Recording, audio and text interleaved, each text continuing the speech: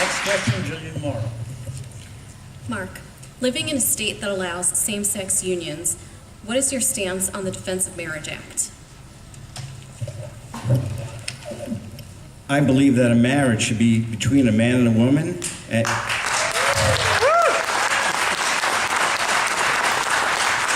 Actually, I think that's the answer right there. I am a believer in the sanctity of marriage between a man and a woman. Andrew, any comment? I don't believe in discrimination in any form.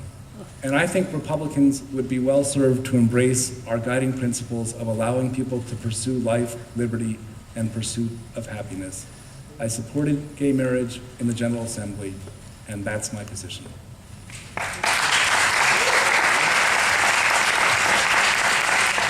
Lisa.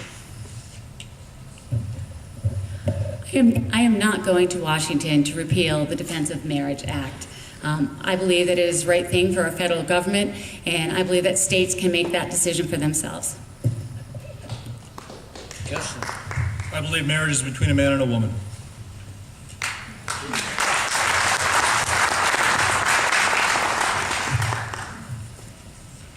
The next question, Julian again. Lisa, in an effort to level the playing field between brick and mortar stores and online retailers, bills are being introduced to collect online sales taxes. Where do you stand on the Marketplace Equity Act?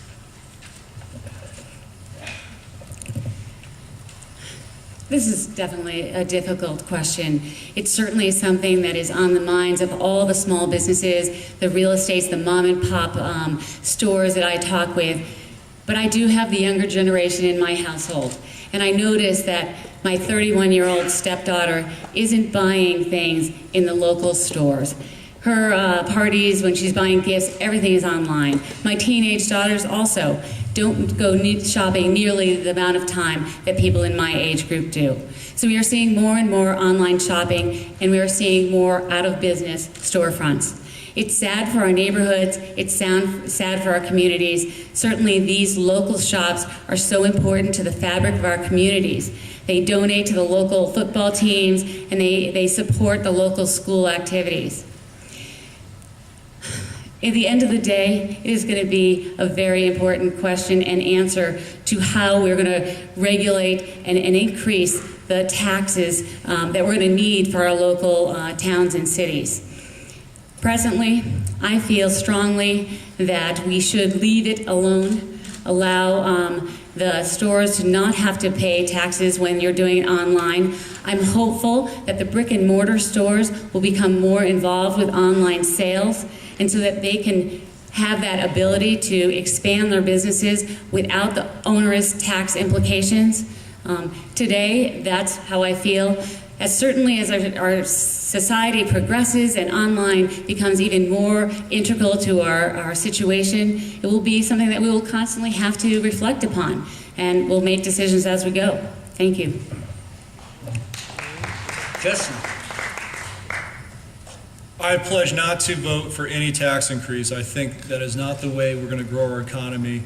That's not the way that jobs are going to be created. That's not the way we're going to get out of the deficit. We're going to get there through economic growth. This is a key point of difference, and elections, again, are about choices. A key point of difference between Andrew Rohrabaugh and myself. I have taken a pledge to not raise taxes. At the last debate, Andrew talked about the potential for more revenue enhancers.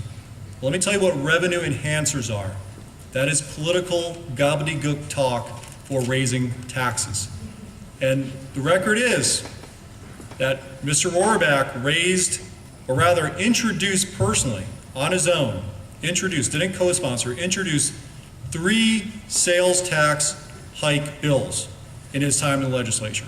3 times introduced legislation that would increase the sales tax. I will not vote for sales tax increases for any reason, nor will I vote for other tax increases of any other nature.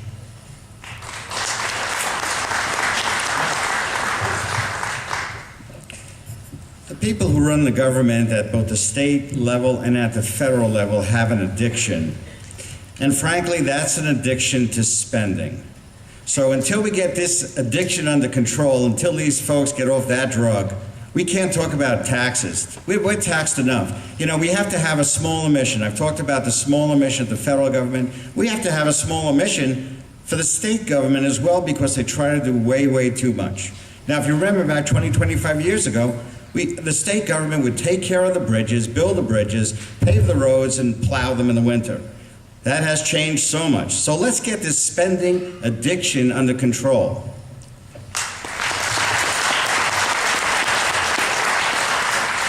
Andrew, your chance. Before I get to the question, I just want to say how much I wish Justin would take a pledge to tell the truth. Because I do tell the truth, Andrew. on May 24th, 6 days after he lost the Republican convention, after having represented that he had it in the bag, Justin Bernier sent out a fundraising letter, which I hold in my hand, in which he represented to the recipients that I supported giving voting rights to illegal aliens. That is a lie. Justin, you should be ashamed of yourself. You cheapen this process. You cheapen all of us when you resort to outright fabrication. Andrew, why don't you read the rest of the letter? I don't need to read the rest of the letter, Justin. And rather than try to cherry pick things that you think may be inaccurate, why don't you read some of the other things on that letter, such as being endorsed by NARAL, such as raising taxes, such as voting for cap and trade. There's many things there, Andrew, that you, instead of trying to defend one thing on that sheet. Justin, Justin, let Andrew finish. I He just has wanted the to say, floor. I stopped reading this letter when I came across an outright lie that was being circulated to the people of Connecticut. This office deserves better. We deserve a congressperson who's going to tell the truth 100% of the time, not when he feels like. There's an old Chinese proverb, false in one thing, false in all things.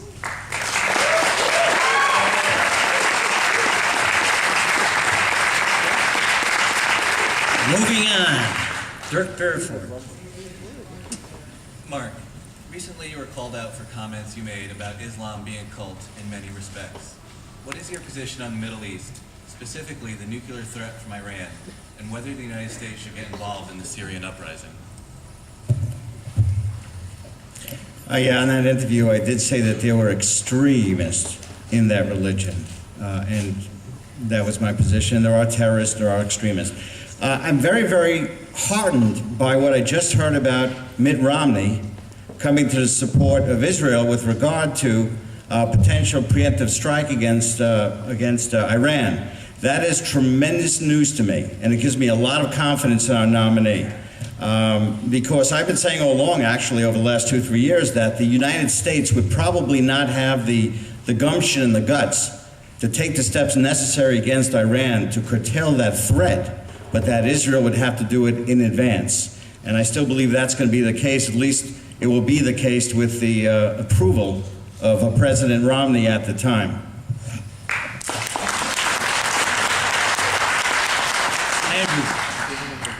Well, with respect to the uprising in Syria, clearly it's in our national interest for Mr. Assad to go.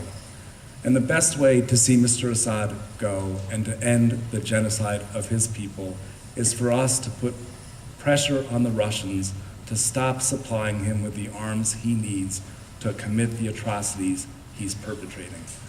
I don't think we should shed American blood in that dispute, but I do believe we should bring American influence to bear however we can to help the people who are rising up.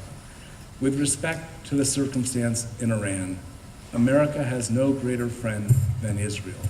And a threat to Israel's national security is a threat to our national security. And I think it is incumbent upon us to use every means at our disposal to enforce the sanctions, strengthen the sanctions, and bring Iran to its knees before Israel feels the need to do something more dire, which will certainly be pose a threat to everybody's security.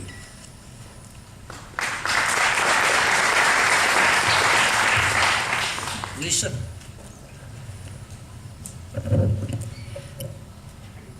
President Assad should go, but I do not believe that our country is ready to get involved in another war.